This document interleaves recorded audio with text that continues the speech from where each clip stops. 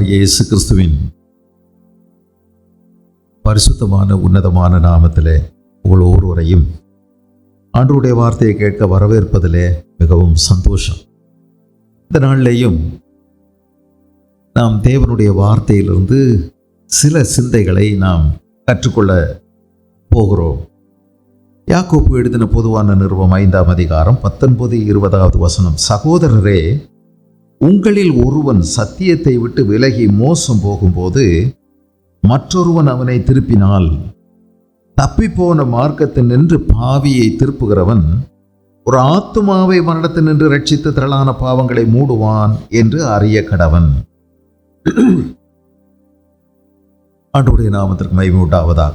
சகோதரரே, உங்களில் ஒருவன் என்றால் சபைக்கு வருகின்ற சகோதர சகோதரிகளில் ஒருவர், நம்மில் ஒருவர். சத்தியத்தை விட்டு விலக முடியுமா? விலகுவதற்கு அநேக வாய்ப்புகள் இருக்கிறது. அநேகருக்கு எவ்வளவு சத்தியம் கேட்டாலும் அவர்களுக்கு அதன் மீது எந்த விதத்திலும் அதை புரிந்து கொள்ள நினைக்க மாட்டார்கள். ஆக இப்படிப்பட்ட சமயங்களில் என்ன நடக்கும்? 2 தீமோத்தேயு 3ஆம் அதிகாரம் 7வது வசனம். 2 தீமோத்தேயு 3:7. எப்போது கற்றாலும் ஒருபோதும் சத்தியத்தை அறிந்து உணராதவர்களாய் இருக்கிற பெண் பிள்ளைகளுடைய வீடுகளில் இப்படிப்பட்டவர்கள் நுழைந்து அவர்களை வசப்படுத்திக் கொள்ளுகிறார்கள். யார் இவங்க?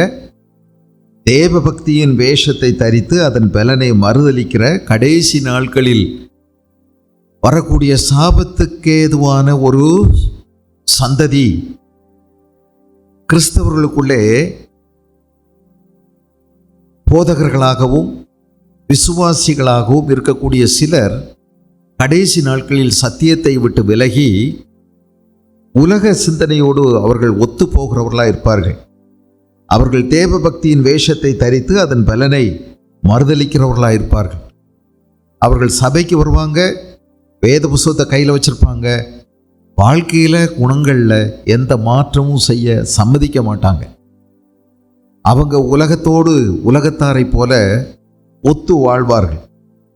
பாவங்களால் நிறைந்து பற்பல இச்சைகளால் இழுப்புண்டு அவங்க எப்போது கற்றாலும் ஒருபோதும் சத்தியத்தை அறிந்து உணராதிருக்கிற பெண் பிள்ளைகளுடைய வீடுகளில் இப்படிப்பட்டவர்கள் நுழைந்து அவர்களை வசப்படுத்திக் கொள்வார்கள். இப்படி ஏற்கனவே இருந்திருக்காங்களா? என்னையும் எம்பிரேயும் மோசேக்கு எதிர்த்து நின்றது போல. இவங்கெல்லாம் யாரு? அவிசுவாசிகள் அல்ல. இவர்கள் இஸ்ரவேலர்களுக்குள்ளே காணப்பட்ட சிலர், சத்தியத்தை கேட்டவர்கள், அற்புதத்தை கண்டவர்கள். சீனாய் மலையின் அடிவாரத்தில் வைத்து கர்த்தர் அவர்களுக்கு சீனாய் மலையில் தன்னை வெளிப்படுத்தினார் அல்லவா? அப்பொழுது பயந்து கிலோமீட்டர் கணக்காக ஓடினாங்களே காதை பொத்திக்கிட்டு, அந்த கூட்டத்தில் இருந்தவங்க. கர்த்தர் யாருன்னு தெரியும், அவருடைய வல்லமையை அறிந்தவர்கள், மன்னாவை சாப்பிட்டவங்க, பகல்ல மேகஸ்தம்பம் இரவிலே அக்னி ஸ்தம்பத்தை அனுபவித்தவர்கள். என்னையும் எப்ரேயும் மோசேக்கு எதிர்த்து நின்றது போல இவர்களும் சத்தியத்திற்கு எதிர்த்து நிற்கிறார்கள். இவர்கள் துர்ப்புத்தியுள்ள மனுஷர்கள், விசுவாச விஷயத்தில் பரீட்சைக்கு நில்லாதவர்கள். ஆக இப்படிப்பட்டவங்க சத்தியத்தை விட்டு விலக செய்வாங்க. நிறைய பேர் உங்களை சத்தியத்தை விட்டு விலக செய்யலாம்.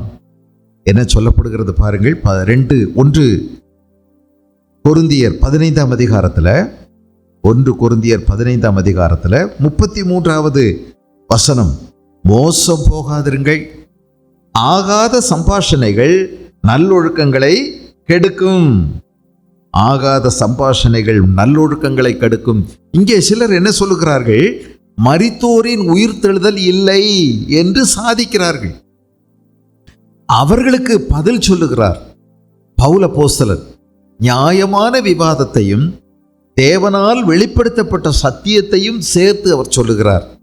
அட மனுஷனே, நீ மண்ணில் ஒரு விதையை போடும்போது அந்த விதை புதுசாக முளைச்சி அதே மாதிரி மேனி உள்ள விதைகளை கனிகளை கொடுக்கிறது.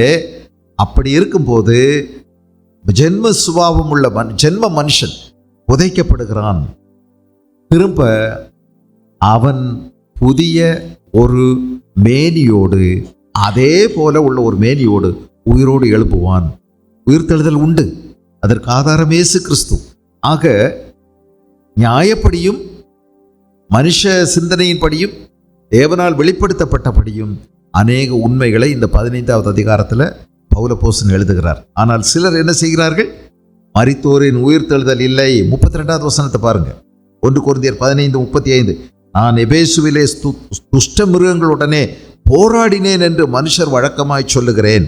அப்படி போராடினதினாலே எனக்கு பிரயோஜனம் என்ன? மரித்தோர் உயிர்த்தெழாவிட்டால் புசிப்போம், குடிப்போம், நாளைக்கு சாவோம் என்று சொல்லலாமே. மோசம் போகாதிருங்கள்.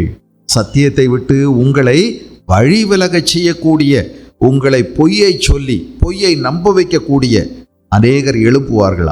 ஆகாத சம்பாஷணைகள் நல்லொழுக்கங்களை கெடுக்கும். ஆக நீங்கள் பாவம் செய்யாமல் நீதி கேட்க விழித்து கொண்டு தெளிந்தவர்களாயிருங்கள். சிலர் தேவனை பற்றி அறிவில்லாதிருக்கிறார்களே, உங்களுக்கு வெட்கம் உண்டாக இதை உங்களுக்கு சொல்லுகிறேன் என்று எழுதுகிறார். ஆக சத்தியத்தை விட்டு சிலர் விலகச் செய்வார்கள். ஆகவே மிகுந்த ஜாக்கிரதையோடு நாம் காணப்பட வேண்டும். ரோமருக்கு எழுதின நிருபம், ரோமருக்கு பவுலப்போஸ்தலன் எழுதிய கடிதம் 16ஆம் அதிகாரத்திலே 17வது வசனம். அன்றியும் சகோதரரே, நீங்கள் கற்றுக்கொண்ட உபதேசத்திற்கு விரோதமாய் பிரிவினைகளையும் இடரல்களையும் உண்டாக்குகிறவர்களை குறித்து எச்சரிக்கையாயிருந்து அவர்களை விட்டு விலக வேண்டும் என்று உங்களுக்கு புத்தி சொல்லுகிறேன். நிறைய பேருக்கு அவங்க கூட ரொம்ப சாகவாசம் வச்சுக்கிடுவாங்க, அவங்க கூட நல்லா பழகுவாங்க. அதெல்லாம் ஒன்றும் இல்லை, அது அவங்க கோட்பாடு அப்படின்னு சொல்லுவாங்க. ஆனால் கொஞ்சம் கொஞ்சமாக அவர்களுடைய ஆவி இவர்களை பிடித்து கொள்ளும். வேத வாக்கியம் சொல்லுகிறது, கோபக்காரனுக்கு தோழனாகாத நீயும் கோபக்காரன் ஆயிடுவேன்னு சொல்லி. இது மாதிரி அவர்களுடைய ஆவி நம்மை பிடித்து கொள்ளும். பூவோட சேர்ந்த நாரும் மணக்கும்னு சொல்லுவாங்க. நாம் யார் கூட சேருறோமோ அவங்க நம்ம மன ஒத்து போகிறதுனால தானே. ஆகவே ஜாக்கிரதையாக இருக்க சொல்லி வேதம் சொல்லுகிறது. இன்னொரு வசனத்தை பாருங்க, தீத்து 3ஆம் அதிகாரம். தீத்துவனுடைய கடிதம், தீத்துவுக்கு பவுலப்போஸ்தலன் எழுதிய கடிதம் 3ஆம் அதிகாரத்தில் 10-11வது வசனம். 10-11. வேத புரட்டனாய் இருக்கிற ஒருவனுக்கு நீ 2 தரம் புத்தி சொன்ன பின்பு அவனை விட்டு விலகு. அப்படிப்பட்டவன் நிலை தவறி தன்னில் தானே ஆக்கினை தீர்ப்புடையவனாய் பாவம் செய்கிறவன் என்று அறிந்திருக்கிறாயே. வேத புரட்டர்கள் இந்த கடைசி நாட்களில் நிறைய பேர் எழுப்பியிருக்காங்க. போன வாரத்தில் ஒருத்தர் பேசுகிறாரு,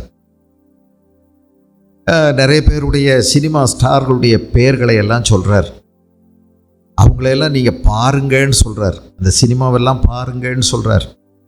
அவங்களெல்லாம் ஆண்டவர் தான் உயர்த்தி வச்சிருக்கிறாருன்னு சொல்கிறார்.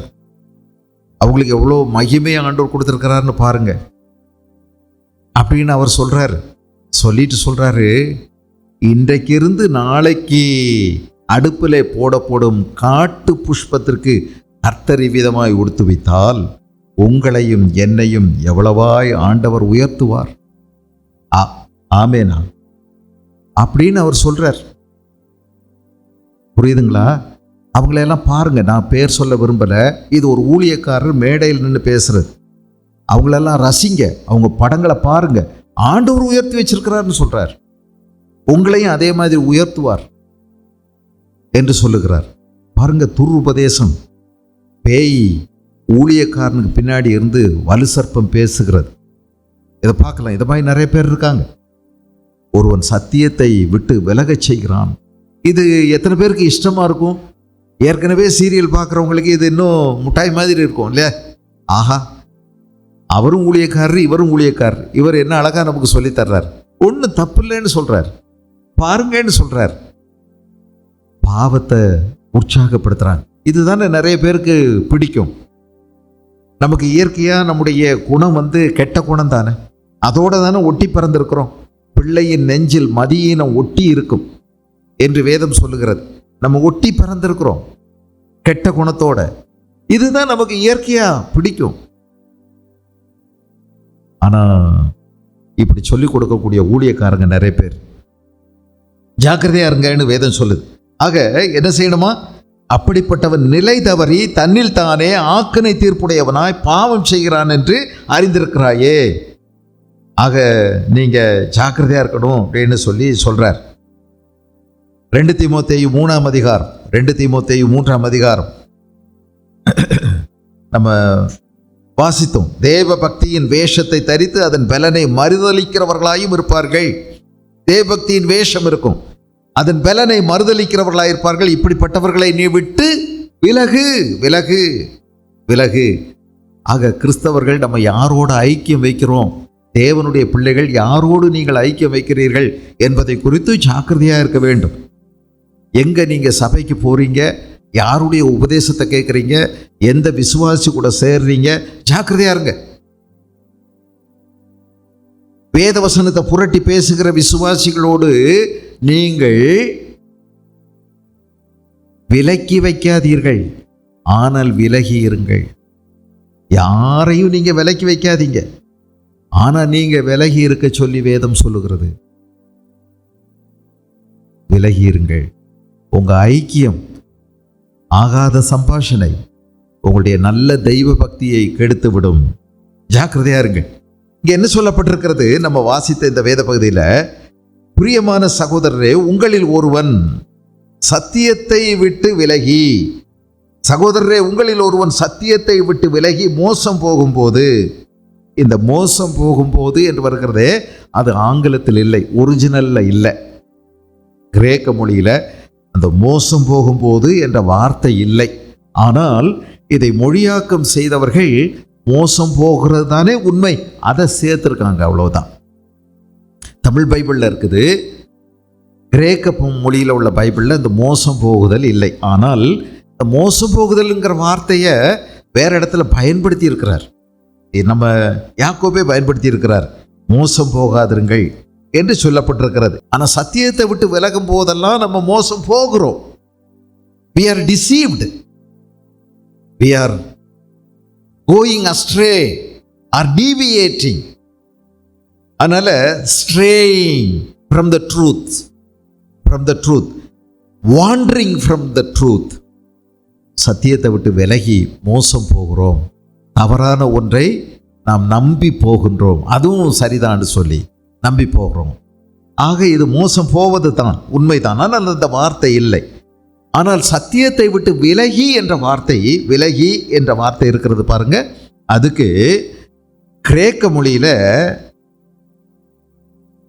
பிலனாவ் என்ற வார்த்தை பயன்படுத்தப்பட்டிருக்கிறது. PLANAO, பிலனாவ் என்றால் விலகி போகுதல் என்று அர்த்தம். 39 முறை இந்த பிலனாவ் என்ற வார்த்தை நம்முடைய புதிய ஏற்பாட்டில் பயன்படுத்தப்பட்டிருக்கிறது. கிரேக்க மொழியிலிருந்து விலகி செல்லுதல் என்ற வார்த்தை பிலனாவ் 39 முறை புதிய ஏற்பாட்டிலே பயன்படுத்தப்பட்டிருக்கிறது.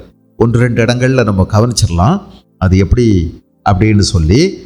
நீங்கள் மத்தேயு எழுதின சுவிசேஷம் 18வது அதிகாரத்தில் இந்த வார்த்தையை இயேசுவே பயன்படுத்துகிறார், பிலனாவ். மத்தேயு எழுதின சுவிசேஷம் 18வது அதிகாரம் 12வது வசனம், உங்களுக்கு எப்படி தோன்றுகிறது, ஒரு மனுஷனுக்கு 100 ஆடுகள் இருக்க அவைகளில் ஒன்று சிதறி போனால், பிலனாவ் இந்த வார்த்தை அங்கே பயன்படுத்தப்பட்டிருக்கிறது.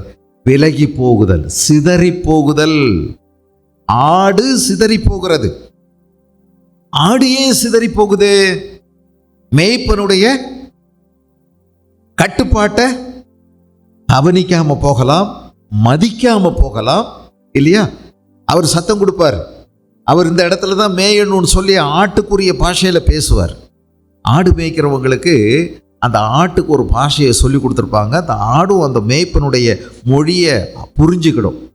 அப்போது எப்போல்லாம் ஒதுங்கி போகணுமோ அப்போல்லாம் அவர் அதுக்குன்னு ஒரு சத்தத்தை எழுப்புவார். ஒன்றா சீக்கிரம் போங்க, சேர்ந்து ஒதுங்கி போங்க அப்படின்னா அதுக்கு ஒரு சத்தம் எழுப்புவார். இப்போ நீங்கள் அப்படியே பரவி நீங்கள் மேயலாம் அப்படின்னா அதுக்கு ஒரு சத்தம் கொடுப்பார். இப்போ நீங்கள் எல்லாம் திரும்பி வாங்க அப்படின்னா அதுக்கு ஒரு சத்தம் கொடுப்பார். சாப்பிட்றதுக்கு தண்ணி குடிக்கிறதுக்கெல்லாம் அவர் ஒரு சத்தம் கொடுப்பார். அந்த மொழியை அவைகள் புரிந்து கொள்ளும். ஆடு மேய்க்கிறவங்க, ஆடுகள் சிதறி போகிறது. மனுஷனுடைய மேய்ப்பனுடைய வார்த்தையை கவனிக்காமல் போகலாம், சட்டம் செய்யாமல் போகலாம், மதிக்காமல் போகலாம், இல்லையா? அப்படியே பார்க்கும்போது அந்த பக்கம் நல்ல பசுமையாக இருக்குன்னு இந்த அக்கறைக்கு இக்கரை பச்சைன்னு சொல்லுவாங்க. அப்படி கூட போகலாம். வழி விலகி போகிறது. ஒரு மனுஷனுக்கு 100 ஆடு இருந்தது, 1 தான் வழி விலகி போச்சு, மற்ற 99 வந்துருச்சு. சிதறி போகிறது. இன்னொரு வார்த்தையை நீங்க கவனிக்கலாம். 1 பேதுரு 1ஆம் அதிகாரம் 2ஆம் அதிகாரம் 1 பேதுரு 2ஆம் அதிகாரத்தில் 25வது வசனம். சிதறுண்ட ஆடுகளைப் போல் இருந்தீர்கள், இப்பொழுதோ உங்கள் ஆத்துமாக்களுக்கு மேய்ப்பெரும் கண்காணியுமானவரிடத்தில் திருப்பப்பட்டிருக்கிறீர்கள். நாம ஒரு காலத்தில் எப்படி இருந்தோம்?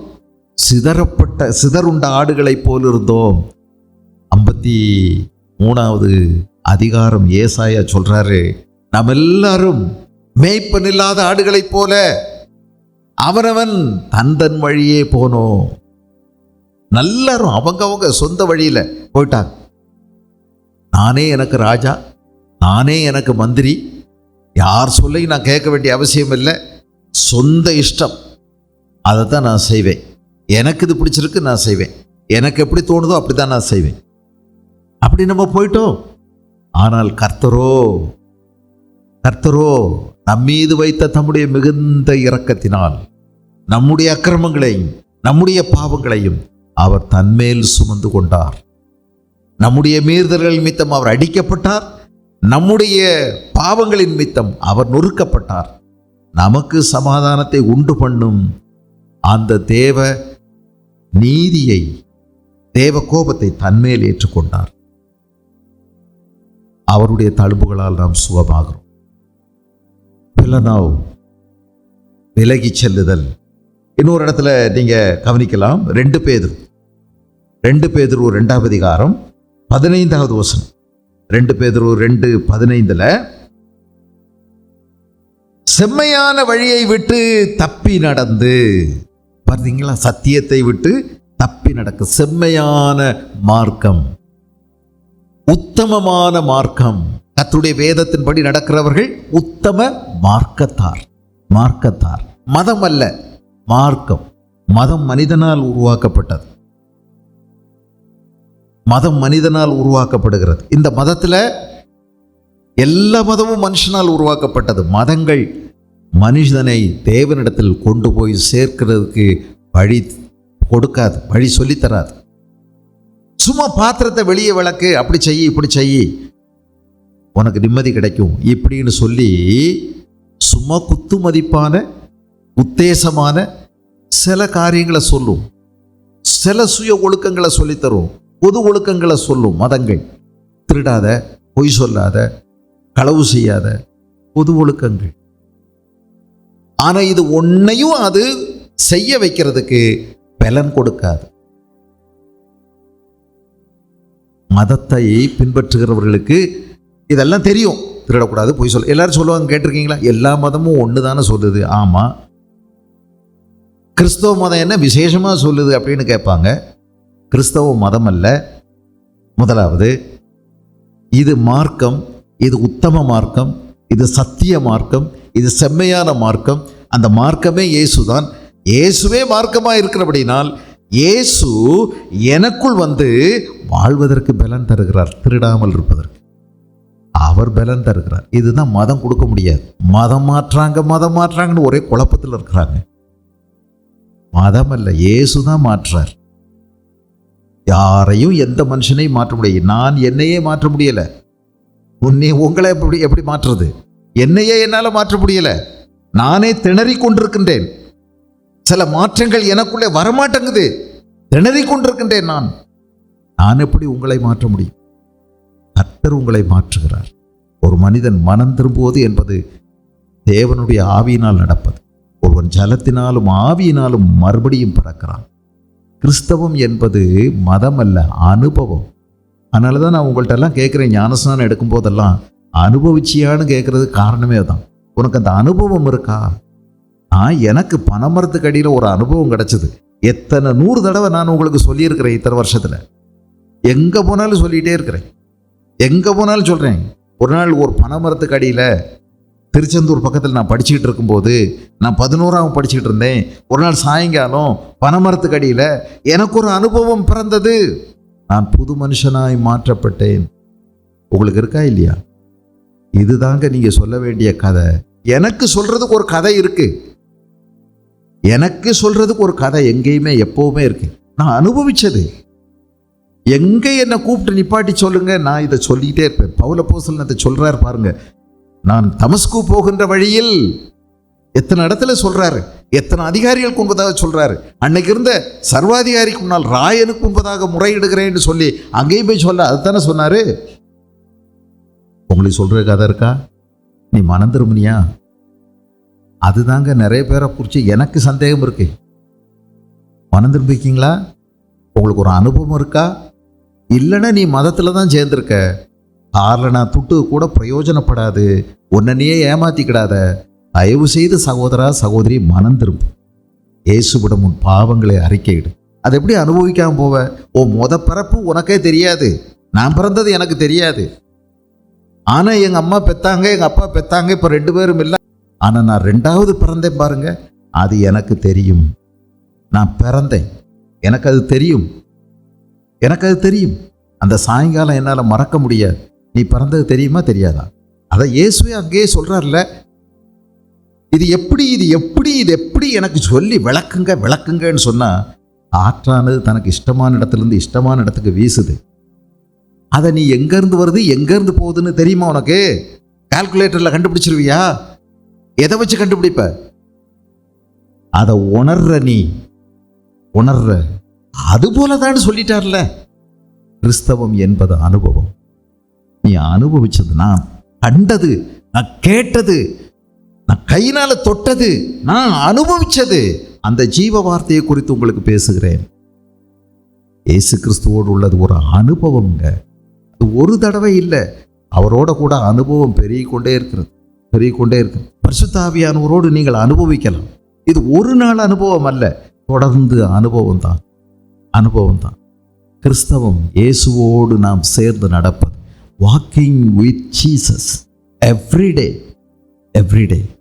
அவரோட கூட சேர்ந்து நடக்கிறது. ஏனோக்கு 300 ஆண்டுகள் தேவனோடு சஞ்சரித்தான் அப்படின்னு போட்டிருக்குதே. இது வெறும் கொஞ்சம் சத்தியத்தை மனதளவில் தெரிஞ்சுக்கிறது நினைக்கிறீங்களா? கொஞ்சம் வசனத்தை உள்ளுக்குள்ள திணிச்சுக்கிறது நினைக்கிறீங்களா? இல்லைங்க, இல்லை. அந்த ஜீவ விருட்சத்தின் கனியை தினசரி புசிப்பது. புசிச்சா என்ன ஆகும்? ஆயுசு நாள் பெருகிக்கிட்டே இருக்கும். அவர் தான் அந்த ஜீவ விருட்சம். அது பெருகிக்கிட்டே இருக்கும், உனக்கு பெருகிக்கிட்டே இருக்கும். அதைத்தான் சாப்பிடக்கூடாது. நன்மை தீமை அறியத்தக்க விருட்சம் தெரிஞ்சிருந்தா போதும். இதனுடைய விளைவு என்ன? மரணம். ஆனா இது ஜீவன். இது தெரிஞ்சிருந்தா போதும். ஆதாமுக்கும் ஏவாளுக்கு இதைத்தான் சொன்னார். மரணத்தையும் ஜீவனையும் உனக்கு முன்னா வச்சிருக்கிறேன், சாபத்தையும் ஆசீர்வாதத்தையும் உனக்கு முன்னா வச்சிருக்கிறேன். இருளும் இருக்கு, வெளிச்சமும் இருக்கு, நல்லதும் இருக்கு, கெட்டதும் இருக்கு. எது வேணும்? தெரிந்தெடுக்க வேண்டிய உரிமை உங்ககிட்டே கொடுத்துட்டேன். நான் உன்னை கட்டாயப்படுத்த மாட்டேன். நீ ஏன் விரும்பி எனக்கு கீழ்ப்படிய வேண்டும். அவர் நம்ம கூட இருந்து நமக்கு வேண்டிய எல்லாவற்றையும் சொல்லி கொடுக்கிறவர். ஆனால் நீங்க வெற்றியுள்ள ஒரு வாழ்க்கை வாழ முடியும், வெற்றியா வாழ முடியும். மரணம் உங்களுடைய சரீரத்தை உங்களை ஆட்கொள்ள முடியாது. நாம இனியும் பாவத்துக்கு ஊழியம் செய்ய, பாவத்துக்கு அடிமைப்பட்டவர்கள் அல்ல. இயேசு கிறிஸ்து பாவத்தின் கூரை ஒடித்து விட்டார் சிலுவையில். நீங்கள் ஜெயமாய் வாழலாம் இயேசுவின் பலத்தினால். ஏதோ நீங்க தெரிஞ்ச சில உண்மையின் அடிப்படையில் அல்ல. பல்ல கடிச்சு ஐயோன்னு வாழ்வதில்லை, சுய ஒழுக்கத்தோடு வாழ்வதல்ல. அது மதம். இது இயேசுவோடு நடக்கின்ற அனுபவம். இதுதான் சொல்றேன். இந்தியாவே குழம்பி போய் கிடக்குது. மதமான தடை சட்டம் போடுறாங்க. எல்லாமே மனுஷனால உருவாக்கப்பட்டிருக்கு. அன்புட்டு மதமும். எதுல இருந்து எது மாறக்கூடாது, எந்த மதம் நல்ல மதம், எது கெட்ட மதம், ஒன்றும் தெரிய மாட்டேங்குது. நீதிமன்றத்துக்காக தெரியணும் இல்ல, அவங்களும் அந்த முயற்சியில எடுக்கிறதில்ல. வெறும் மொட்டையா போடுறாங்க. இயேசு கிறிஸ்து நேற்றும் இன்றும் என்றும் மாறாதவர். அவர் ஜீவிக்கிறார். அவர் நம்முடைய இருதயத்திலே நம்முடைய நம்பிக்கையின் ரகசியமாக அவர் இருக்கிறார். இந்த துருபதேச கொள்கைக்காரர்கள் நிறைய பேர் நம்மளை மயக்கவும் நம்மை அவர்களுடைய வழியில இழுக்கவும் செய்வாங்க. ஆனா விலகி நட சொன்னேன். விலக்கி வைக்காதீங்க, யாரையும் விலக்கி வைக்காதீங்க. இவங்கெல்லாம் அப்படிப்பட்டவங்க, இவங்கெல்லாம் மோசமானவங்க, எல்லாம் நான் பேச மாட்டேன். விலக்கி வைக்காத, நீ விலகி இரு. அதான் வேதம் சொல்லுகிறது. நீதிமொழிகளின் புஸ்தகம், நீதிமொழிகள் 19வது அதிகாரம் 27வது வசனம், 19:27, என் மகனே, அறிவை தரும் வார்த்தைகளை விட்டு விலகச் செய்யும் போதகங்களை நீ கேளாதே. என் மகனே, அறிவை தரும் வார்த்தைகளை விட்டு விலகச் செய்யும் போதகங்களை நீ கேளாதே. ஆகவே தான் நீங்கள் எதை கேட்டாலும் ஜாக்கிரதையோட கூட கேளுங்க. ஒரு புஸ்தகம் படித்தாலும் ஜாக்கிரதையாக புஸ்தகத்தை படிங்க. இந்த புஸ்தகம் எழுதியவர் பரிசுத்த ஆவியினால் அபிஷேகம் பண்ணப்பட்டவர் தானா, அவருக்குள் ஆவியின் நடத்துதல் இருந்திருக்கிறதா என்று யோசித்து படியுங்கள். இல்லைன்னா தூய்த்துற வைங்க. அது எவ்வளவு ஆன்மீகமாக தோன்றினாலும் சரி, அவங்க சொந்த அனுபவங்களை எழுதுறதல்ல. வேதத்தின் அனுபவம் நமக்கு போதனை அல்ல. வேத புஸ்தகம் நம்முடைய அனுபவங்களை உரசி பார்த்து அது சரி என்று சொன்னால் மட்டுமே அந்த அனுபவங்களை எடுத்துக்கொள்ள முடியும். அதனால் புஸ்தகம் பார்த்தாலும் சரி, டிவியில் மெசேஜ் பார்த்தாலும் சரி, எந்த ஊழியக்காரரானாலும் சரி, இந்த போதகங்களை விட்டு விலகச் செய்யும் எதற்கும் நீங்கள் ஜாக்கிரதையாக இருக்க வேண்டும். ஆகவே கவனமாக இருக்க வேண்டும். ஒன்று கலாத்தியர் 6ஆம் அதிகாரத்தில் 7வது வசனம், கலாத்தியர் 6:7, கலாத்தியர் 6:7, மோசம் போகாதிருங்கள், தேவன் தம்மை பரியாசம் பண்ண விட்டார், மனுஷன் எதை விதைக்கிறானோ அதையே அறுப்பான். விதைக்காத ஒன்றை நீ அறுக்க முடியாது. நீ நினைக்கிற ஒன்றை நீ அறுக்க முடியாது. நீ நினைக்கிறத நீ அறுக்க முடியாது. நீ விதைச்சதை தான் நீ அறுக்க முடியும். உங்களுக்கு கொஞ்சம் கஷ்டமாக இருக்கோ? நீங்கள் நினைக்கிறதெல்லாம் நீங்கள் அறுக்கலான்னு நீங்கள் நினைக்கிறீங்க. அப்படி சிலர் சொல்லி தருவாங்க. நீங்கள் நினைக்கிறதெல்லாம் அறுக்கலாம். அதுக்கு இன்னும் ரொம்ப சூத்திரம், சுருக்கமான சூத்திரம் தான்.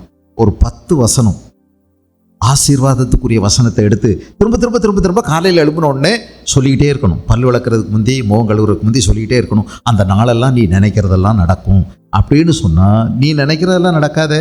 அப்படி சொல்லலை. நீ விதைக்கிறது தான் நீ அறுப்ப. மனுஷன் எதை விதைக்கிறானோ அதையே அறுப்பான். நீ என்னத்தை விதைக்கிற? தீமையை விதைச்சா தீமை தான் அறுப்ப. கோபத்தை விதைச்சா கோபத்தை அறுப்ப. வெறுப்பை விதைச்சா வெறுப்பை தான் அறுப்ப. ஆமாம், நீங்கள் எதை விதைக்க சொல்லி கொடுக்குறீங்க உங்கள் பிள்ளைகளுக்கு? குடும்பங்களுக்குள்ள என்னத்தை விதைக்க சொல்கிறீங்க? பேசாத, சித்திகிட்ட பேசாத, மாமங்கிட்ட பேசாத, பெரியப்பாட்ட பேசாத, சித்தப்பாட்ட பேசாத, நமக்கு சண்டை. நீ எதை விதைக்கிறியோ அதை அறுப்ப. எதை விதைக்கிறீங்க? எதை விதைக்கிறீங்க? விதைச்சிக்கிட்டே இருக்கிறீங்க. நானும் கத்தி தான் பார்க்குறேன், என்னைக்காக மாறுவேன்னு மாறாமலே இருக்கீங்க. பரவாயில்லையே, மாற்றம் ஒன்று தான் நிரந்தரமானதுன்னு சொல்லியிருக்காங்க. ஆனால் இங்கே பார்த்தா மாறாதது தான் நிரந்தரமாகவே இருக்கு. மாறவே மாட்டோம் அப்படின்னு நீங்கள் மல்லு கட்டி நிற்கிறீங்க. உங்களை ஆண்டவர் சும்மா விட மாட்டார். இந்த சபையில் எல்லாரையும் போல இருக்கிறதுக்காக இங்கே வரல. உனக்கு ரொம்ப வேதனையாக இருக்கும், நான் பேசுகிறதெல்லாம் வலிச்சுக்கிட்டே இருக்கும், குத்திக்கிட்டே இருக்கும், உடஞ்சிக்கிட்டே இருக்கும். உனக்கு இங்கே வரும்போதெல்லாம் உன்னை சும்மா விடுறதுக்காக இங்கே வரல. இல்லைன்னா நீ முடிவெடுத்துடணும், ஏசி எனக்கு வேண்டாம்னு. இங்கே வந்தால் இப்படி தான் இருக்கும். நீ விதைக்கிற, வெறுப்பை விதைக்கிற, கசப்பை விதைக்கிற, கோபத்தை விதைக்கிற, பெருமையை விதைக்கிற. நினைச்சதா இருக்க முடியாது, விதைச்சதை தான் இருக்கும். நீ நினைக்கிறது நல்லா அறுவடை செய்யணும்னு தான். வராத, மோசம் போகாதிருங்கள். ஆகவே தன் மாம்சத்திற்கென்று விதைக்கிறவன் மாம்சத்தினாலே அழிவை அறுப்பான், ஆவிக்கென்று விதைக்கிறவன் ஆவியினாலே நித்திய ஜீவனை அறுப்பான் எழுதியிருக்கிறது. ஆகவே ஜாக்கிரதையா இருப்போம். யாரும் உங்களை மோசம் போக்க விட்டுறாதீங்க, ஏமாற விட்டுறாதீங்க, ஏமாந்து போயிடாதீங்க. ஆகவே ஜாக்கிரதையா இருங்கள். 2 தீமோத்தேயு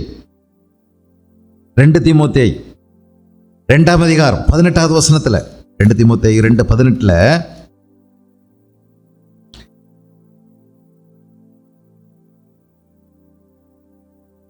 அவர்கள் சத்தியத்தை விட்டு விலகி உயிர்த்தெழுதல் நடந்தாயிற்று என்று சொல்லி சிலருடைய விசுவாசத்தை கவிழ்த்து போடுகிறார்கள். 16வது வசனத்தில் பாருங்க, சீர்கேடான வீண் பேச்சுகளுக்கு விலகியிரு. அவைகளால் அப்படின்னா யாரால்? கள்ள போதகர்களால். அவர்கள் அதிக அவபக்தி உள்ளவர்களாவார்கள். நீங்க யார் கூட சேர்றீங்க, யாருடைய செய்தியை கேட்குறீங்க, எல்லாம் கவனமா இருக்க. அவர்களுடைய வார்த்தை அரிப்பிளவை போல படரும். அரிப்பிளவைன்னா என்னங்க? அரிப்பிளவை பழைய தமிழ் கேன்சர். அரிப்பிளவைனா உங்களுக்கு இப்போ தெரிலன்னா பக்கத்தில் பென்சிலால் குறித்து வச்சுக்கிடுங்க. கேன்சர், புற்றுநோய். புற்று போல படரும், அரிப்பிளவையை போல படரும். பார்த்தீங்களா? புற்றுநோய் எப்போ தெரியும்? ஒரு 4 வருஷம் 5 வருஷத்துக்கு பிறகு தான் வெளியவே தெரியும். அது வரைக்கும் மறைவாகவே இருக்கும். உங்களை ஒன்றுமே பண்ணியிருக்காது. நீங்களும் நானும் நல்லா தான் இருப்போம். திடீரென்று ஒரு நாள் நம்ம கண்டுபிடிப்போம். சொல்லுவாங்க டாக்டர் உங்களுக்கு புத்துநோய் வந்திருக்குதுன்னு. ஆனால் அதுக்கு ஒரு 3 மாதம், 3 வருஷம், 2 வருஷம், 5 வருஷம் எல்லாம் சில நேரம் ஆயிருக்கும். அது பரவி பரவி பரவி ஆள்கொல்லி நோயாக மாறுகிறது. அவர்கள் அரிப்பிளவை போல படரும். இம்னேயும் பிலேத்தும் அப்படிப்பட்டவர்கள். எவ்வளவு ரசனையா பேசுவாங்க, எவ்வளவு கவர்ச்சிகரமா உங்களுக்கு பேசுவாங்க, எவ்வளவு உங்களுக்கு பிடிச்ச மாதிரி பேசுவாங்க. ஆகவே ஜாக்கிரதையா இருங்க. பிடிச்ச மாதிரி இடத்துக்கு போகணும்னு நினைக்கிறீங்களா? இல்லை பிரசங்கியார் உங்களுக்கு பிடிச்ச மாதிரி பேசணும்னு நினைக்கிறீங்களா? உங்களுக்கு பிடிச்ச மாதிரி பேசுறவங்க பிரசங்கியார் அல்ல, ஊழியக்காரன் அல்ல. நான் யாரை நாடி போதிக்கிறேன்? தேவனையா மனுஷனையா? மனுஷனை நாடி நான் போதிக்கிறவனானால், மனுஷரை பிரியப்படுத்துகிறவனானால் நான் தேவனுடைய ஊழியக்காரன் அல்லவே. உங்களுக்கு பிடிச்ச மாதிரி பேச முடியாது.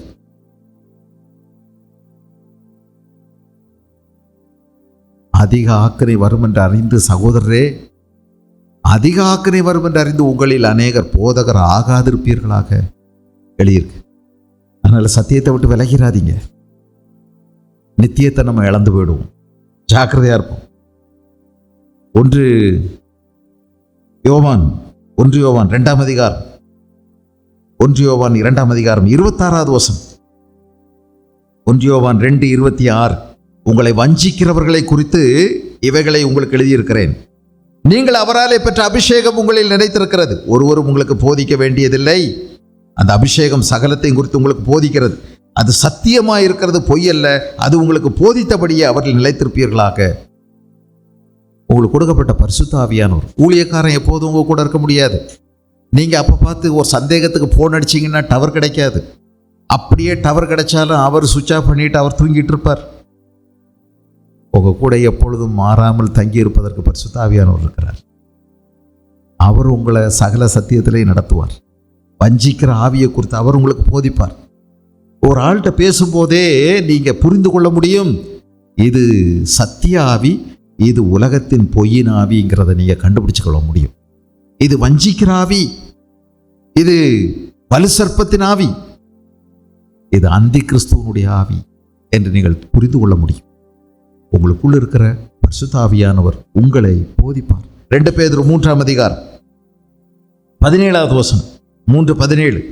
ஆதலால் பிரியமானவர்களே, இவர்களை முன்னமே உங்களுக்கு அறிவிக்கிறபடியால் அக்கிரமக்காரருடைய வஞ்சகத்திலே நீங்கள் எழுப்புண்டு உங்கள் உறுதியிலிருந்து விலகி விழுந்து போகாதபடிக்கு எச்சரிக்கையாக இருந்து. உறுதியா இருங்க. உங்க உறுதியிலிருந்து விலகி விழுந்து போகாதபடிக்கு எச்சரிக்கையா இருந்து நம்முடைய கர்த்தரும் இரட்சகருமாகிய இயேசு கிறிஸ்துவின் கிருபையிலும் அவரை அறிகிற அறிவிலும் வளருங்கள். ஆகவே இதுக்கு தான் நம்ம ஜெபம் பண்ணணும். ஆண்டவரே, உம்முடைய கிருபையில நான் வளரணும், உம்முடைய சத்தியத்தில் நான் வளரணும், உம்மை அறிகின்ற அறிவில் வளரணும். ஒவ்வொரு நாளும் நம்ம தேவனை அறிகின்ற அறிவில் வளரணும். ஆண்டவர் நம்ம கொடுத்திருக்கிற வேத புஸ்தகத்துக்காக நம்ம ஆண்டவருக்கு நன்றி சொல்லணும். ஒரு நாளும் வேத புஸ்தகத்தை எடுத்து வாசிங்க. செல்லில் படிக்கலாம், நான் இல்லைன்னு சொல்லலை. ஆனால் செல்லில் படிச்சுட்டு இருக்கும்போதே ஒரு திடீர்னு டுடிங் டுடிங் ஒரு குறு செய்தி வரும். அதை உடனே தொட்டு பார்க்க ஆரம்பிப்பீங்க.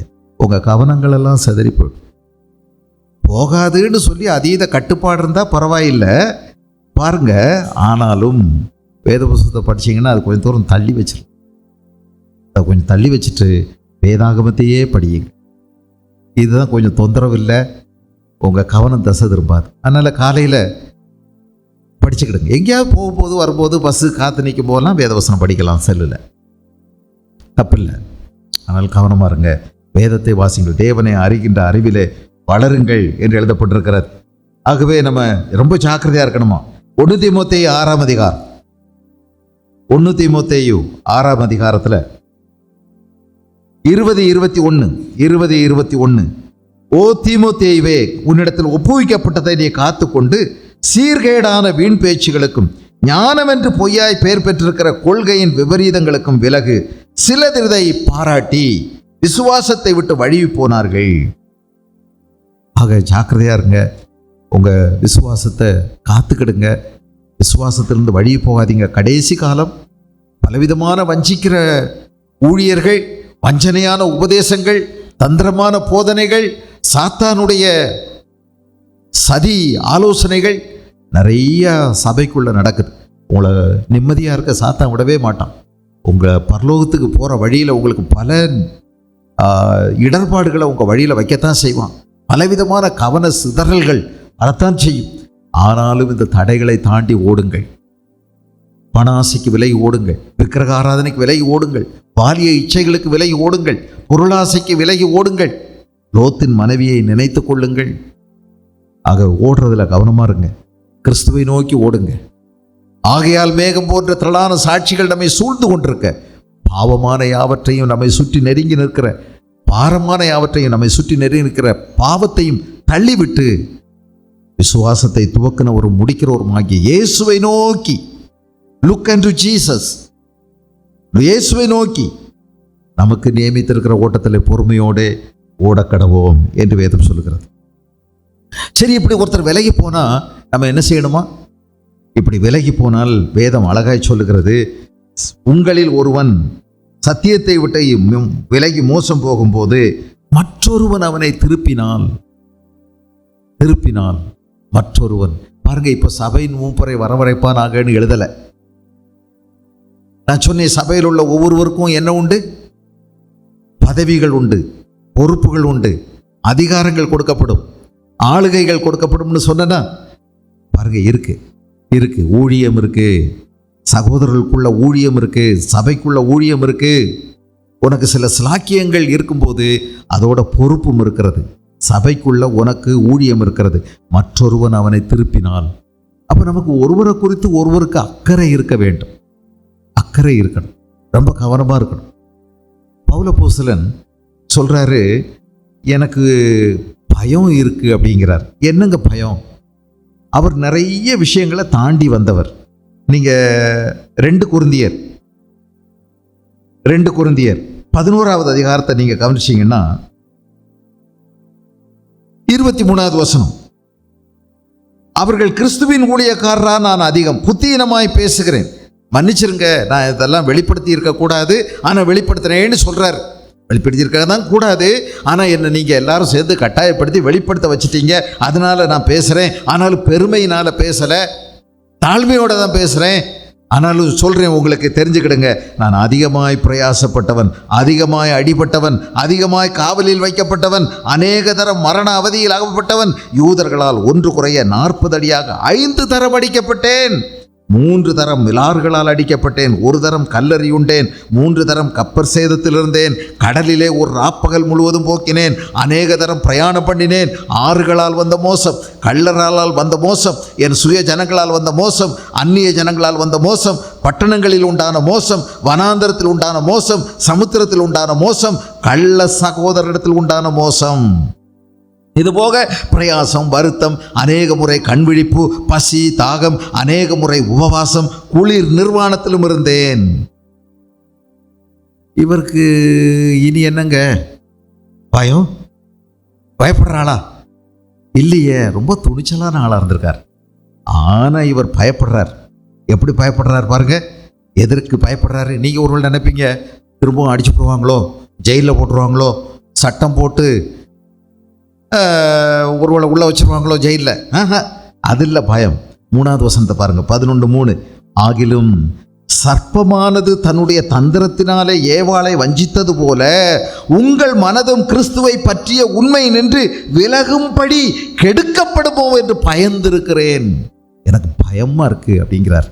நீங்க உங்கள்கிட்ட கேட்டா என்ன? எனக்கு பயமா இருக்கு அப்படின்னா, போலீஸில் ஒருவேளை நம்மளை சிக்க வச்சிருவாங்களோன்னு பயமா இருக்கு, அப்படித்தானே சொல்லுவீங்க?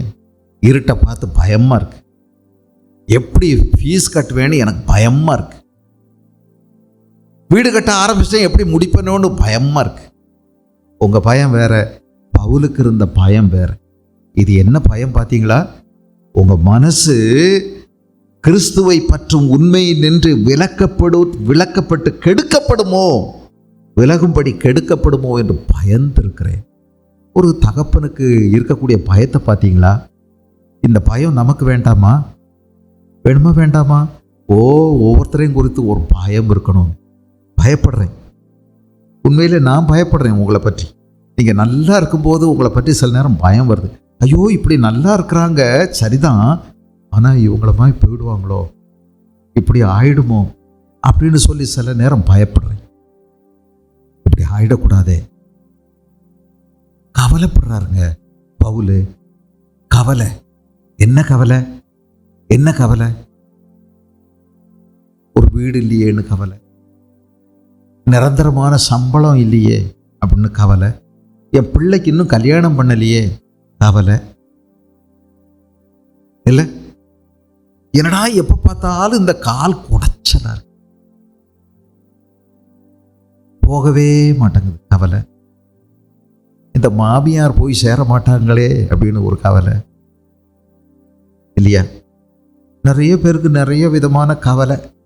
என்ன கவலையை சுமக்கிறீங்களோ எனக்கு தெரியலை. ஆனால் இங்கே பாருங்க, பவுலும் கவலைப்படுறார். பவுலுக்கு கவலையெல்லாம் இருக்கலாமா? பைபிளில் என்ன எழுதியிருக்குது? நீங்கள் ஒன்றுக்கும் கவலைப்படாமல் எல்லாவற்றையும் குறித்து தேவனுக்கு தெரியப்படுத்துங்கள், உங்கள் கவலைகளையெல்லாம் அவர் மேல் வைத்து விடுங்கள், அவர் உங்களை விசாரிக்கிறபடியினால் அப்படின்னு எல்லாம் சொல்லியிருக்கும் போது பவுலுக்குமா கவலை? அவருக்கு கல்யாணம் இல்லை, பிள்ளை இல்லை, குட்டி இல்லை, ஒன்றும் இல்லை, எதுக்குங்க கவலைப்படணும்? ஜாலியாக நிம்மதியாக இருக்க வேண்டியதானே? அவர் கவலையை பாருங்க. அதே 11வது அதிகாரத்தில் என்ன எழுதியிருக்கு பாருங்க, 28வது வசனம். இவை முதலானவைகள் அல்லாமல் எல்லா சபைகளை குறித்தும் உண்டாயிருக்கிற கவலை என்னை நாள்தோறும் நெருக்குகிறது. பவுல் ஒரு கவலையை சுமக்கிறாருங்க. ஹலோ, நீங்க ஒரு கவலையை சுமக்க மாட்டீங்களா? இதுதாங்க கர்த்தர் கொடுக்கிற பாரம். இதுதான் கர்த்தருடைய நுகம். ஒரு பயம், ஒரு கவலை, சகோதரர்களை குறித்து, சபையில் உள்ள விசுவாசிகளை குறித்து, என் பிள்ளைய குறித்து, என் மனைவியை குறித்து, என் புருஷனை குறித்து, என் பெற்றோர்களை குறித்து ஒரு கவலை. இன்னும் ரட்சிக்கப்படலையே, இன்னும் ரட்சிக்கப்படலையே, காலங்களாயிட்டே போகுதே, இன்னும் ரட்சிப்படையிலையே. ஐயோ, இந்த சகோதரி முந்தி நல்லா ஜெபம் பண்ணாங்களே, இப்ப ஜெப கூட்டத்துக்கு வர்றதில்லையே, கவலை. இவங்க இப்போ நிறைய நாளா வர்றதில்லையே, சபைக்கு வர்றதில்லையே, ஒரு கவலை. முந்தி நல்ல பிரகாசமா இருந்தாங்களே, இப்போ அப்படி இல்லையே, ஒரு கவலை. ஐயோ, இவங்க கர்த்தரை விட்டு பின்வாங்குறாங்களே, முந்தியெல்லாம் பொட்டு வைக்க மாட்டாங்க, இப்ப திரும்ப பொட்டு வச்சுட்டு போறாங்க, கவலை. உனக்கு இந்த கவலை இருக்கா? இதுதாங்க இங்க பாருங்க, ஒருவன் பலவீனனானால் நானும் பலவீனனாகிறது இல்லையோ, ஒருவன் இடறினால் என் மனம் எரியாதிருக்குமோ. ஹலோ, ஒருவன் சத்தியத்தை விட்டு விலகி மோசம் போகும்போது மற்றொருவன் அந்த மற்றொருவன் நீங்களா இருக்கக்கூடாதா? உங்களுக்கு எரியக்கூடாதா? மனசு வேதனை வரக்கூடாதா? ஐயோ, அன்னைக்கு வந்தாங்க, இப்போ வர்றதில்லையே, இவங்க பின்வாங்கி போயிட்டாங்களே,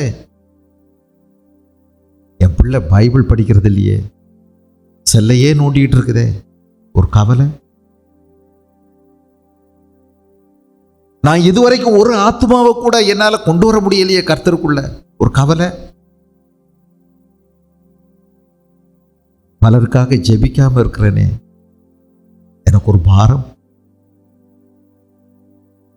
ஆண்டவருடைய நுகம் மெதுவாயும் அவர் கொடுக்கிற சுமை லகுவாயும் இருக்கும்.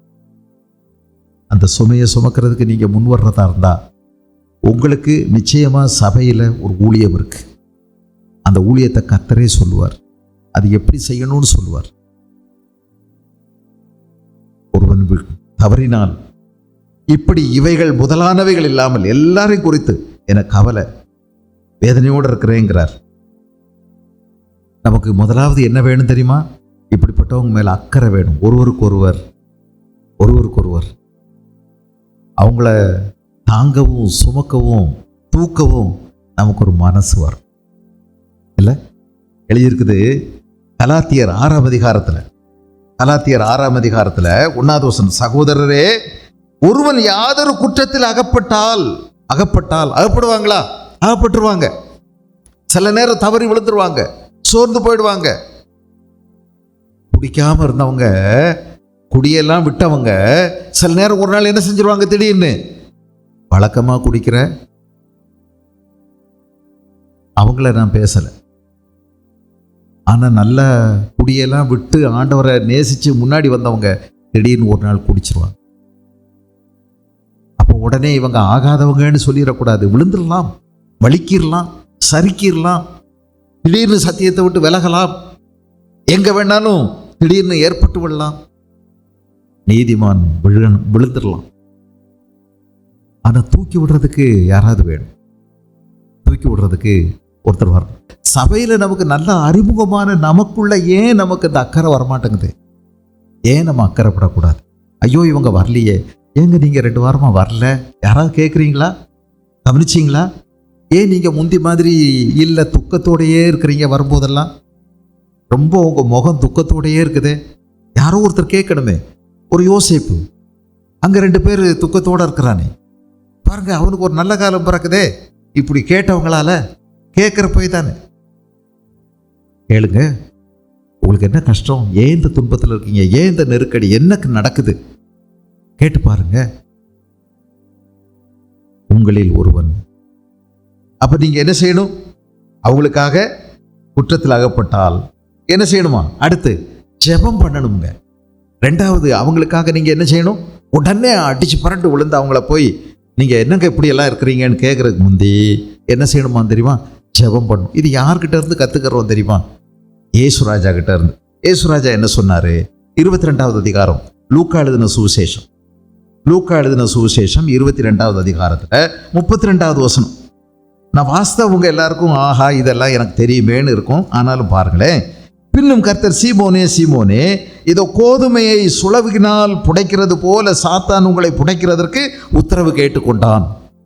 நானும் உன் விசுவாசம் ஒழிந்து போகாதபடி உனக்காக வேண்டிக் கொண்டேன். நீ குணப்பட்ட பின்பு உன் சகோதரரை ஸ்திரப்படுத்து.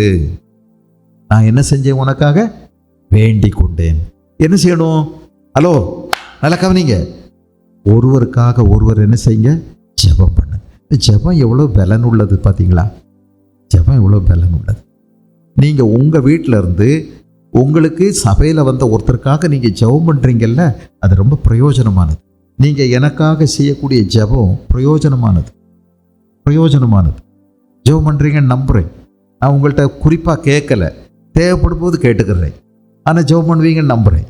ஆனால் நீங்கள் பண்ணுற ஜெபம் ரொம்ப பிரயோஜனமானது. ஆண்டவர் அநேக விதங்களில் தற்காத்து கொண்டு போவதற்கு பயனுள்ளதாக இருக்கிறது. உங்கள் பிள்ளைகளுக்காக ஜெபம் பண்ணுறீங்க, பிறருக்காக ஜெபம் பண்ணுங்க. யோபு தன் சிநேகிதருக்காக ஜெபித்தது போல இயேசு இந்த பிசாசு ஒன்றை இப்படி சொலகில் போட்டு புடைக்கிற மாதிரி கேட்டுக்கிட்டான். உன் விசுவாசம் ஒழிந்து போகாதபடிக்கு உனக்காக வேண்டிக் கொண்டு ஆண்டவரை ஆசீர்வதியும் ஆசீர்வதியும் ஆசீர்வதியும். அப்படியே நிறைய அவங்க பெருகணும், சொத்து வாங்கணும் அப்படின்னு அல்ல. என்ன ஆசீர்வதியும்? ஆண்டவருக்குள்ள அவங்க ஸ்திரமா நிற்கணும். அதுதான் ஆசீர்வாதம். கர்த்தரை பற்றும் பயத்தில் உறுதியாக இருக்கணும், விசுவாசத்தில் நிலைச்சிருக்கணும். அதுதாங்க ஆசீர்வாதம். மற்றவங்களுக்காக ஜெபம் பண்ணு. ஏசுராஜாட்ட இருந்து இதை கற்றுக்கிறோம். ஒருத்தனை சாத்தான் போட்டு சுலகில் போட்டு புடைக்கிற மாதிரி புடைக்கும் போது அவங்களுடைய சோதனையில், அவங்களுடைய கஷ்டத்தில், அவங்களுடைய நெருக்கடியில் பாவம் செய்யக்கூடிய சூழ்நிலைகள் நிறைய வந்துடுது. அந்த சூழ்நிலையில் யாரோ ஒருத்தர் செய்கிற ஜெபம் அவங்களுக்கு பிரயோஜனமாக இருக்கும். பரலோகத்திலிருந்து தேவன் அவர்களை விலக்கி எடுக்கிறதுக்கு அது உதவிகரமாக இருக்கும். நாம் தேவனோடு கூட்டாளிகள், பங்காளிகள், உடன் வேலையாட்கள். ஒருவருக்காக ஒருவர் ஜெபிங்க. இதை பரலோகத்தில் கணக்கு போட்டு ஆண்டவர் வச்சுக்கிடுவார். நீங்கள் மற்றவங்களுக்காக ஜெபம் பண்ணீங்கன்னா அதை ஆண்டவர் கணக்கில் வச்சிருந்து ஒரு நாள் உங்களை கூப்பிட்டு இதுக்காக விசேஷ பரிசு கொடுப்பாரு. இங்கே கிடைக்காது. ஆனால் நீங்கள் பரலோகத்தில் உங்கள் ஜெபத்துக்கான பலனை அங்கே பார்ப்பீங்க. நான் இங்கே உட்காந்துட்டு பீகாருக்காக ஜெபம் பண்ணால் அங்கே என்ன நடக்குன்னு எனக்கு என்ன தெரியும்? ஆனால் ஜெபம் பண்ணணும். ஆனால் நடக்குமா? நடக்கும். ஏன்னா கர்த்தர் ஜெபத்தை கேட்கிறவர். அது எனக்கு தெரிய வேண்டிய அவசியமே இல்லை. ரிசல்ட் எல்லாம் எனக்கு இப்போ முக்கியம் இல்லை. எனக்கு அவர் சொன்னதை நான் செஞ்சேன்னா பரலோகத்தில் என் ஜெபத்துக்கு என்ன பதில் கிடைச்சதுன்னு அங்கே போகும்போது ஆண்டவர் போட்டு காமிப்பார். இது மாதிரி டிவியில் உங்களுக்கு அழகாக சொல்லி தருவார். ஜெபிங்க, ஒருவருக்காக ஒருவர் ஜெபிங்க, அவங்களுடைய தடுமாற்றங்களுக்காக ஜெபிங்க, திடீர்னு ஒருத்தர் இன்னைக்கு நல்லா தான் வந்துட்டு இருந்தவர் திடீர்னு குடிச்சிட்டாரு, ஜெபிங்க.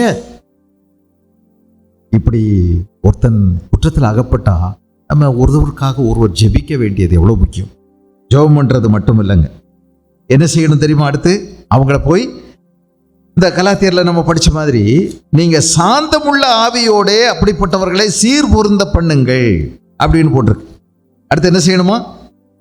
ஆவிக்குரியவர்களாகிய நீங்கள் சாந்தமுள்ள ஆவியோட அப்படிப்பட்டவனை சீர்பொருந்த பண்ணுங்கள். போன உடனே அப்படியே ரவுடி மாதிரி போய் கத்தி எடுத்து சதக் சதக் சதக்குடு தாறு மாற வெட்டி, உனக்கு அறிவில்லை, நீ ஆண்டவரை தேடி என்ன பிரயோஜனம், நீ எல்லாம் பைபிளே கையில் எடுக்காத, உனக்கெல்லாம் வெக்கமா இல்லை சர்ச்சுக்கு வர, உனக்கெல்லாம் பாரு ஏசு ஏசுன்னு சொல்லிக்கிட்டு இப்படி பேசுங்க. சாந்தமுள்ள ஆவியோட எவ்வளோ பொறுமையாக இருக்கணும் பார்த்தீங்களா? எவ்வளோ தயவு, எவ்வளவு அன்பு, எவ்வளோ பக்குவமாக அவங்க கூட பேசணும். சிலருக்கு 1000 தடவை பேசலாம், பக்குவம் வரலன்னா அப்புறம் என்ன பண்ணுறது? நல்ல குட்டி தான் விடணும். அது இருக்குது, அதுக்கு ஒரு நேரம் இருக்குது. அதை எடுத்த உடனே அடாதடி அடிதடி இல்லை, சரிதானா? முதல்ல இப்படி அல்ல. நானும் சில நேரம் நிறைய குட்டியெல்லாம் போட்டுருவேன். அது ஏன்னா சொல்லி சொல்லி கேட்கலன்னா அப்புறம் என்ன பண்ணுறது? நானும் மனுஷன் தானே, 5-6 அடி போடுறது தான். அதுக்கு ஒரு நேரம். ஆனால் எடுத்த உடனே அதல்ல. நீங்கள் என்ன செய்யுங்க, இன்னும் ஒன்று, அவங்களுடைய மனநிலையை நீங்கள் நல்லா கவனிச்சுக்கிடுங்க. அவங்கள சாந்தமுள்ள ஆவியோடு அவங்களுக்கு குற்றத்தை உணர்த்துங்க, சீர்பொருந்த பண்ணுங்க. ரொம்ப ஜாக்கிரதையாக அதை கையாள சொல்லி எழுதியிருக்கு இல்லை? ஆண்டவருடைய வசனம் சொல்லுது, ஏசாயா 35:3 ஏசாயா. அங்க என்ன எழுதியிருக்குன்னா, தளர்ந்த கைகள், தள்ளாடுகிற மனம், தளர்ந்த கைகளை திடப்படுத்தி தள்ளாடுகிற முழங்கால்களை பலப்படுத்துங்கள். மனம் பதறுகிறவர்களை பார்த்து நீங்கள் பயப்படாதிருங்கள், திடன் கொள்ளுங்கள். இதோ உன் தேவன் நீதியை சரி கட்டவும் உங்கள் தேவன் பதிலளிக்கவும் வருவார், அவர் வந்து உங்களை ரட்சிப்பார் என்று சொல்லுங்கள். அவங்க நீ சொல்ற வார்த்தையை கேட்க கேட்க உடனே ஏறி மிதிச்சு குனிறாங்கன்னு சொல்லி குத்துன்னு குத்திடப்படாது. ஆகா, இதுதான் சந்தர்ப்பம்னு சொல்லி பார், நீ அன்னைக்கு என்ன இப்படியெல்லாம் பேசினல, அதனால தான் உனக்கு ஆண்டவர் இப்படி கொடுத்துருக்கிறார். இப்போ புரியுதா? அன்னைக்கு என்ன பேசலாமா, நான் பேசாமல் போயிட்டேன், ஆனால் நீ பேசின, இப்போ பாரு ஆண்டவர் உன்னை போட்டு வாங்கிட்டாரு, என்னையே அனுப்பிடுறாரு உங்ககிட்ட, போடு மிதி. இதல்ல நம்ம செய்யறது. நீங்க என்ன சொல்லணும்? திரும்பவும் தயவோட, கருணையோட. ஆண்டவர் எதை விரும்புறாரு தெரியுமா? எதை விட எதை விரும்புறாரு? பலியை பார்க்கலும் இரக்கத்தை விரும்புகிறார் என்பதின் உண்மையை போய் கற்றுக்கொள்ளுங்கள்னு சொன்னாரா இல்லையா? அதனால என்ன செய்யணும்? நீங்க தவறி விழுந்துட்டாங்க, திட்டமிட்டு விடுறவங்கெல்லாம் இருக்காங்க, அவங்கள இன்னொரு நாள் பேசுவோன்னு. ஆனால் இது திடீர்னு சறுக்குனது, திடீர்னு சறுக்கிட்டாங்க. திட்டமிட்டு வேணுமுன்னே செய்கிறவங்க இருக்கிறாங்க. அந்த மாதிரி கோமாளிகளுக்கு இப்போ பிரசங்கம் பண்ண முடியாது. திடீர்னு சறுக்கிட்டாங்க. அவங்கக்கிட்ட நம்ம எப்படி நடக்கணும்? ஒருவன் சத்தியத்தை விட்டு விலகி மோசம் போகும்போது உட்காந்து பேசுங்க. அதுக்காக முதல்ல ஜெபம் பண்ணுங்க, ஜெபம் பண்ணிட்டு போங்க, தயவாக பேசுங்க, அழகாக சொல்லி கொடுங்க, உணர்த்த பாருங்க.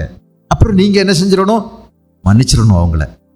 சாதாரண உங்கள்கிட்டே ஒருவேளை அவங்க தயவாக ஏதாவது பிரச்சனை இருந்திருந்தா கூட முந்தி, அதனால தான் வந்திருக்குது, இதனால தான் வந்திருக்குது, அன்னைக்கே நான் நினச்சேன், நான் ஆண்டவர்கிட்ட ஜெபம் பண்ணேன், ஆண்டவரே பார்ப்பாருன்னு சொன்னேன், ஆண்டவர் பார்த்துருக்கிறாரு, ஒன்று உருட்டி கண்ணை பார்த்தாரு, நீ அவ்வளவுதான் பட்டுக்கிட்ட அப்படின்னெல்லாம் பேசாதீங்க. முதலே மன்னிச்சிருங்க. உங்களுக்கு ஏதாவது அவங்க செஞ்சுருந்தா கூட அதையெல்லாம் நோண்டி பேசாதீங்க. அன்னைக்கே நான் சொன்னேன் தெரியுமா அப்படிங்கிற வார்த்தை எவ்வளோ கஷ்டமான வார்த்தை தெரியுமா? அது அன்னைக்கே நான் சொன்னேன், நீ கேட்கல, அன்னைக்கே நான் சொன்னேன். இந்த மாதிரிலாம் எனக்கு கேட்க பிடிக்காது. இந்த அன்னைக்கே நான் சொன்னேன் இதெல்லாம் சொல்லாமல் இருங்க, கொஞ்சம் விட்டுருங்க. ஏற்கனவே அவங்க நொந்து போகிறாங்க, வேதனைப்படுறாங்கன்னா திரும்ப அதை செஞ்சிடாதீங்க. ஜாக்கிரதையாக இருங்க, மன்னிச்சிருங்க. தளர்ந்த கைகளை திடப்படுத்துங்கள், தள்ளாடுகிற முழங்கால்களை பலப்படுத்துங்கள். அப்புறம் மனம் பதறுகிறார்கள், அவங்கள பார்த்து திடன் கொள்ளுங்கள், பயப்படாதிருங்கள். இதோ உங்கள் தேவன் நீதியை சரி உன்னை எழுப்புவார், உன்னை மன்னிப்பார், உன்னை மாற்றுவார், திரும்பவும் உன்னை தூக்கி உன்னுடைய ஸ்தானத்தில் நிறுத்துவார், பயப்படாத அப்படின்னு சொல்லுங்க. அப்புறம் என்ன செய்யணும்னா, நீங்களும் எச்சரிக்கையா இருக்கணும், நீங்களும் எச்சரிக்கையா இருக்கணும். வசனம் என்ன சொல்லியிருக்குது? இந்த கலாத்தியர்லயே